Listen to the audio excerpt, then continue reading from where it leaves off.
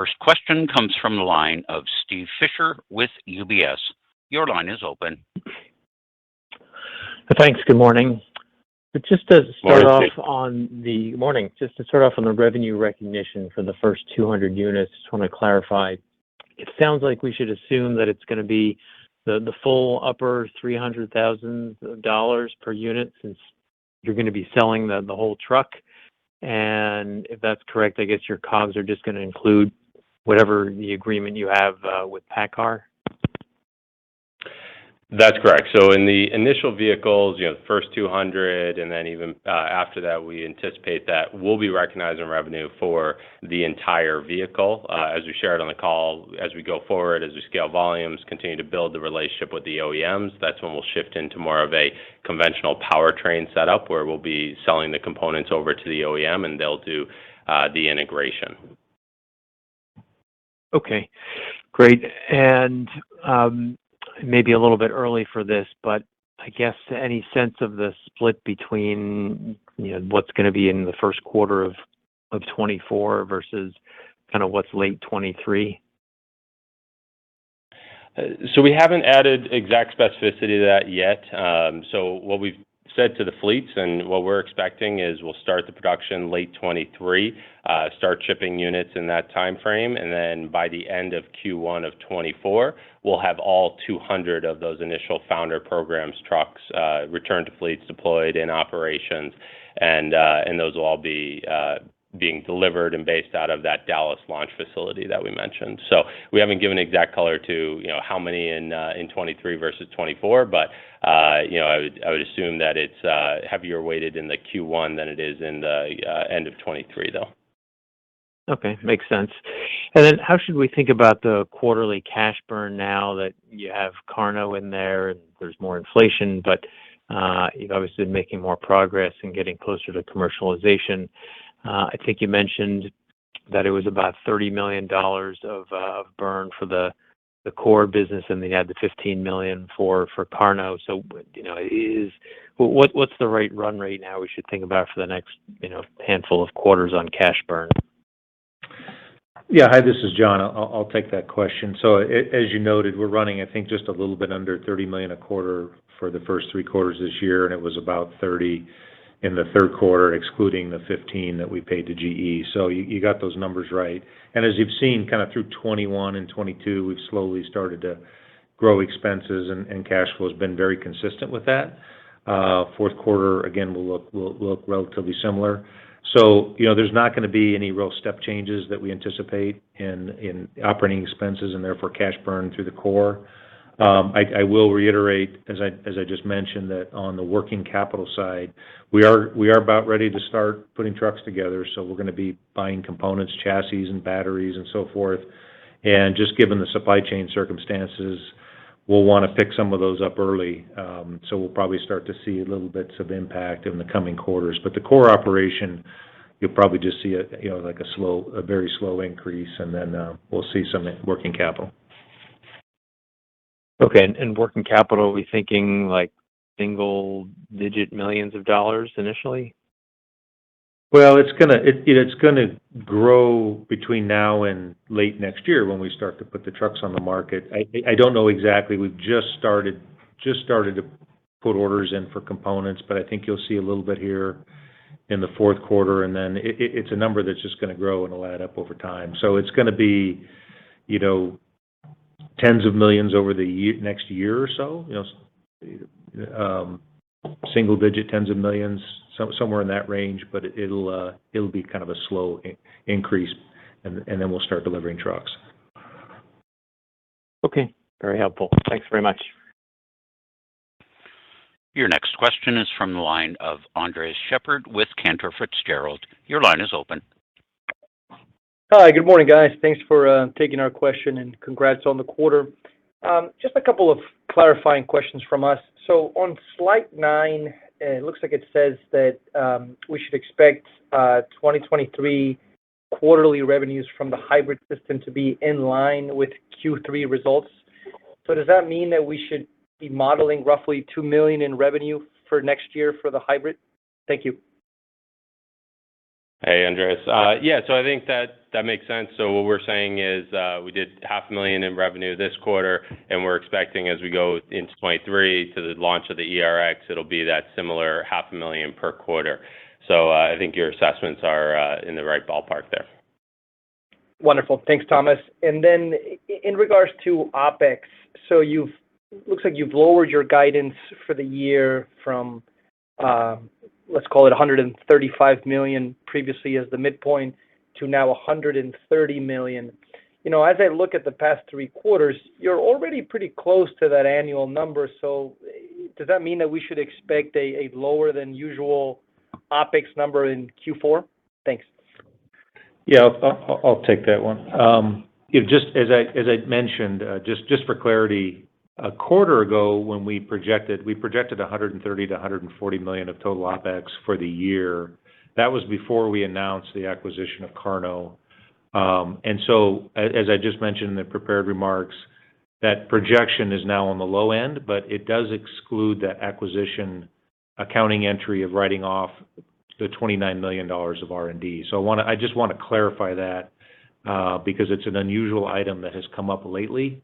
So again, just to put that all in one sentence, our expectation for the full year is to be at the low end of the range that we gave last quarter. So we expect to be around 130, excluding the $28.8 million R&D expense related to Carno acquisition that we recorded this quarter.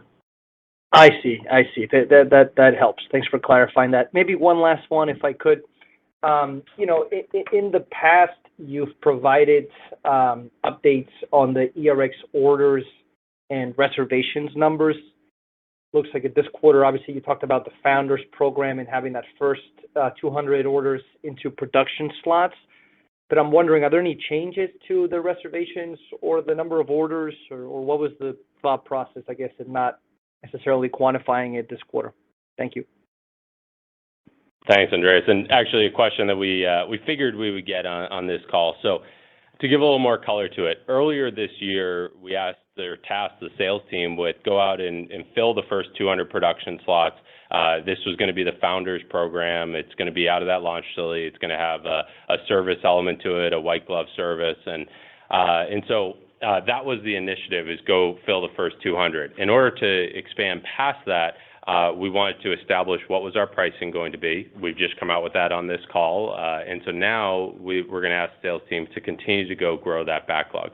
As we look at the Founders Program, we were oversubscribed. We had more interest in it than that 200, so that was great to see. But now that we've got pricing out there that we're public with, we'll look to go grow that backlog. And as we've said, I think there's a couple of big milestones here that we're about to hit. So one is the controlled fleet trials and expanding fleet trials next year. Feedback thus far has been very positive, and we're going to look to get it in the hands of more, get the truck in the hands of more fleets next year. And I think that's going to give fleets confidence that they'll start placing orders. And then we're going through the commercialization process of certifications and validation of the technology, and that's what fleets want to see. So we do expect to continue to grow that order backlog, but up through now the focus has been fill that first 200. Understood. That's helpful. Thanks very much, Thomas. Congrats again. I'll pass it on. Thank you. Thank you. Your next question is from Bill Peterson with JP Morgan. Your line is open. Yeah. Hi, good morning, guys. Thanks for taking the questions. For the controlled fleet testing, can you share maybe more color on some of the key learnings you have, any areas for improvement, what your plans are for winter testing and what you're looking to achieve there? I guess how many vehicles do you need also to support the testing in total? Sure. So I'll break that down into a couple of things. So first, the controlled fleet trials. So they've been going very well. As we mentioned, Green Path Logistics, Wegmans, Detmar, we've been able to execute upon and are running. And so from that standpoint, learnings have been really just tweaks to the control algorithms, how to make sure that our powertrain is responding to the driver feedback best possible. We've been very pleased with the reliability and performance of the trucks. We're very pleased with how that's going. So Overall, yeah, it's going well, and the feedback from fleets has been great. One other thing while we're on this topic, I will add is some of the fleets we've been working with have also had experience with BEV plug-in trucks, and it's been interesting. They've had some BEV plug-in trucks there while they've had our truck there as well, and happy to say that drivers have spoken very highly of what we're bringing forward. I will say drivers have tremendous range anxiety with BEV plug-in trucks. The range is just not there compared to what a normal diesel truck can get, and frankly, even what's potentially being advertised of what the range of the electric truck is going to get. They're not seeing that. And so we have heard from fleets, they've had instances of these trucks running out of battery power and having to get towed back home to be put on the charger. So that's something that we're not experiencing, obviously, with the Hypertruck ERX. They have plenty of range. They're using the existing infrastructure out there. So that's been good. And then second part of your question was on numbers of vehicles. So the batch of vehicles that we're in right now, as we previously shared, is going to be in and around that 10 units out there. That's where we're at right now, and we're just about to start the build of the next batch of trucks, which is going to be around 20 more vehicles. And then it will be those vehicles that then bring us into the start of production in late 23. So we're using the current batch, and we'll use the next batch in these fleet trials. And yeah, as I said, very pleased with how they're going thus far. Okay, thanks for the additional color. I don't know if you mentioned, I might have missed it, but thanks for kind of providing some, pricing. But how should we think about the margin structure, I guess, under sort of the two forms? One would be your sort of first, your first go-to-market strategy, and then how we should think about it when it's actually being built by the OEM directly.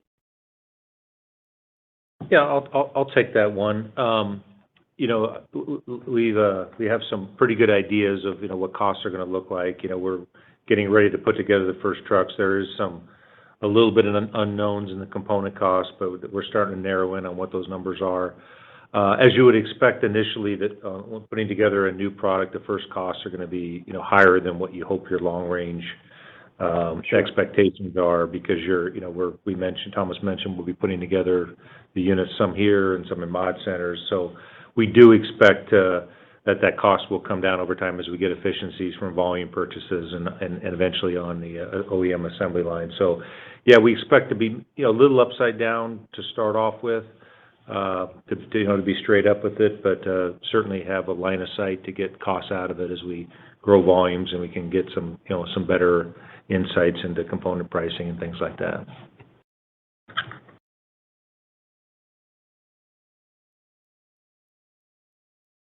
Your next question is from the line of Mark Delaney with Goldman Sachs. Your line is open. Yes, thanks for all the details provided today, and thanks for taking my questions. I guess first, in terms of the payback period for the ERX, and now that you're communicating pricing, maybe you can share what you're hearing from some of the customers in terms of how long it'll take for them to make up for any premium compared to buying a more traditional truck. You talked about the fuel savings. How many years before they may break even? Now that we know the pricing, please. Thanks. Absolutely. So this is one of the things that we believe we have a strong value proposition to the fleet. So when we look at the ROI, we're going to be able to offer fleets a positive ROI. If you look at that upfront vehicle cost, then you look at the cost of the fuel over time, comparing that to a diesel, we're expecting a payback in just under 3 years to the fleet. And then if you look at kind of the normal operating duration for a fleet, that's in the 5 to 7 years for a truck. That can give them a north of $100,000 in savings over what a conventional diesel would be. Now, I'll preface all that with it obviously varies based on what conditions the fleets are running in, how many miles they're putting on per year, how long they hold it, right? But hopefully that kind of gives you a general sense. What I will say is when we're talking with fleets about what they're hearing with BEV plug-in, what they're hearing with fuel cell vehicles, is they're not seeing the opportunity to recoup those costs, those high upfront costs, at least for kind of longer miles over the road type applications. And so we see that as a strong advantage for us, because not only can we pull forward that ESG benefit, the climate change benefit, reduced emissions for fleets, but then we're also giving them the ability to actually have a truck that can return a positive ROI for them. That's really helpful. And yeah, kind of relates to my second question was the competitive pricing. You were showing a potential prices for a BEV or a fuel cell. I don't know if you could elaborate a little bit more on the specs you were looking at. I mean, are those BEV or fuel cell trucks that can do the same kind of range as the ERX, or is it more of a kind of average, cross market? Because I know some of the competitive offerings maybe go lower range. So just trying to understand how you incorporated that into the comparisons. Thanks. So the pricing we gave on BEV of what we're hearing from fleets are more vehicles that are being advertised in that kind of 200-mile range. So I guess to your point, we're pulling forward that 1,000 miles range. So obviously the BEV has much lower range than that. We have heard some BEV trucks having the opportunity of being up in the 300-mile kind of a range. I expect those prices could even potentially exceed what we just mentioned for BEV pricing. But one thing that I think is really key to note, and I think this is kind of a notorious thing with BEVs, is, and as someone who drives a BEV, what it says on your dashboard of what you're going to get for range is not really what you're going to get for range, and we're hearing that is true in the trucking industry as well. Is when fleets actually put these trucks in operation, they're climbing hills, they've got heavy loads, it's draining the batteries quickly. And so from that, fleets are actually telling their drivers, reduce the number of range, the expected range of the vehicle for BEV plug-in, just because in real world conditions it comes back less. And I think just to close on that note, I mean that's going to cause fleets to have to buy more assets, more trucks, just to be able to move the same amount of goods, and that's going to even further make it a tougher value proposition for BEV plug-in. That's very helpful. Thank you. Again, if you would like to ask a question, press star followed by the number 1 on your telephone keypad. Your next question is from Donovan Schafer with Northland Securities. Your line is open. Hey guys, this is Luke on for Donovan. I just wanted to follow up on the ERX testing with those 3 fleets with GreenPath, Wegmans, and Detmar. I was just wondering what the range of use cases that these testing sites are representing with either long haul, short haul, freight, et cetera, or just kind of the day-to-day in the life of one of these trucks and how it varies between these 3 locations. So we've approached it with going to the fleet and kind of letting them choose how they want to run it. So we've seen hundreds of miles being put on the vehicle in a day. It has been a situation where the vehicles have been coming back to a home base. So it's probably been more operated like a regional as opposed to a true just over the road drivers sleeping in the trucks, but not regional type ranges in like 100 miles a day. I mean, they've been going out and putting miles on the trucks. But that's really up to the fleet's discretion. One thing that you'll see coming out shortly here is that initial movement of freight with GreenPath, we actually moved some cargo for Shell, some of their lubricant products, and a video will be coming out on that soon here. And you can see, I mean, these trucks are being put into just normal standard operation and letting the drivers, work the trucks. And for us, we're taking that feedback and then looking at how can we continue to make the product better. Got it. Thanks. That's helpful. And thanks for the additional color on that. That's it for me, but thanks for taking the questions, guys. Your final question comes from the line of Noel Parks with Tuohy Brothers Investment Research. Your line is open. Hi, good morning. Morning, Noel. Just a couple of things. Looking at the Carno acquisition, I'm just curious whether the expense outlook and the capital needs that you anticipated before the deal are in reality tracking to your expectations pretty much? Yeah, they are, as far as we know. I think we said back during the acquisition that we thought we would spend around $75 to $100 million over the time it would take to develop the Carno ERX, and so from what we've learned so far, we still think that's a reasonable number. Again, as we look kind of into this quarter and next quarter, they're fully integrated Hyliion employees and their the impacts of their spend, capital, and operating expense are kind of reflected in our outlook. So we feel confident in it, and the numbers are still pretty solid. Great. Now, I don't know if this is something you've touched on before, but as far as your incorporation of the Carno technology, is there anything in the the recent government incentive packages that stands to benefit in particular from that? So we do see that there are government opportunities out there for the Carno, actually potentially great government opportunities, right? If you think about being able to deliver them a truly fuel agnostic generator that, they could throw jet fuel in it, they could throw diesel in it, gasoline, you name it, they could put it in the generator and it's going to use it. I think that opens up a lot of opportunities, just kind of being energy independent, if that makes sense. So strong opportunities there. We will be pursuing and looking at government funding opportunities to assist with the Carno and also speaking with the government about how they could potentially use it. While we're on the Carno topic, I'll just share, I was up at the Ohio facility recently here, spending time with the engineering team, and it's some truly innovative solutions. Like just to touch on, we've shared this flameless oxidation process that converts the fuel into heat. They had it set up on a test bench up there. Got to see it where you're bringing fuel in. You're looking at it through a clear chamber. You can't see anything happening, but yet all around it, all the metal parts are glowing red because it's producing heat. And so, really, really neat stuff, and something that we see as being truly innovative for the trucking industry, but then also, as you were mentioning, potential other industries as well. Great. Thanks a lot. This concludes the question and answer portion of today's call. At this time, I would like to turn the call over to Hyliion CEO Thomas Healy for closing remarks. Well, thank you, and we appreciate everyone joining today's call. As I mentioned during the Q&A, stay tuned for a video that we'll be putting out here to showcase the control fleet trials with GreenPath Logistics and that movement of freight for Shell. One other thing to note is if anyone's on the line today and didn't get an opportunity to ask a question, we will be posting on Twitter shortly here, seeking any additional questions, and then John and I will do a quick video answering some of those. So please join in on that as well. But otherwise, thanks for joining, and we hope everyone has a great quarter. Ladies and gentlemen, this does conclude today's conference call. You may all disconnect and have a wonderful day.